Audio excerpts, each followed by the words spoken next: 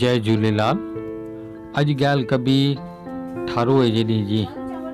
आख़िर ठारूअ जे ॾींहुं कहिड़ो ॾींहुं आहे ऐं हिन ॾींहं खे हिंदी में छा चईंदा आहिनि ऐं भॻवान श्री झूलेलाल जी कहिड़े नमूने जी पूॼा थींदी आहे।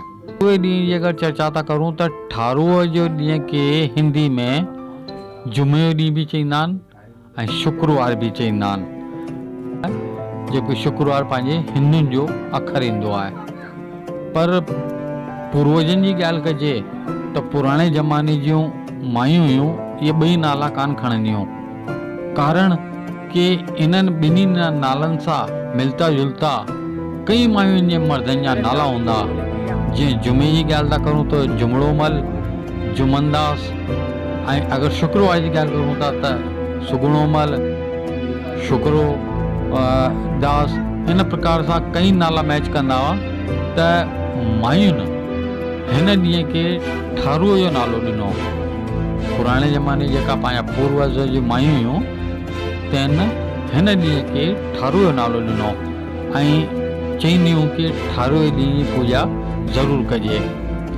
त आख़िर ठारूअ ॾींहुं पूॼा छो ज़रूरी आहे ऐं हिन पूॼा करण सां कहिड़ो फल मिलंदो आहे, उन ते विस्तार सां मां तव्हांखे ॿुधायां थो ऐं चर्चा करूं था। त दोस्तो, ठारूअ जे ॾींहुं अर्थात शुक्रवार जे ॾींहुं भॻवान श्री झूलेलाल जी पूॼा छो कबी आहे, इन पुठियां ॾाढो वॾो हिकिड़ो कारण आहे कि भॻवान श्री झूलेलाल साईं जो जनमु शुक्रवार जे ॾींहुं ई थियो हो। हिन लाइ करे झूलेलाल जी घर में पूॼा कंदा आहियूं, तंहिंखे ठारूअ जो ॾींहुं चईंदा आहियूं।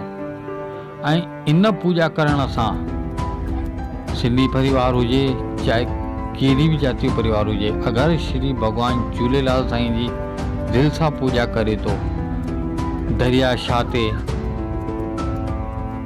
वेही करे अखो पाए थो, जोत जॻाए थो ऐं पलो पाए अरदास थो करे, त चईंदा आहिनि कि भॻवान झूलेलाल जी उन परिवार जे मथां हिकिड़ी विशेष कृपा ऐं महर बरसंदी आहे, जंहिंसां कि उहो घरु सदाईं साओ ॾाहो रहंदो आहे ऐं ज़मानो आधुनिक थी चुको आहे।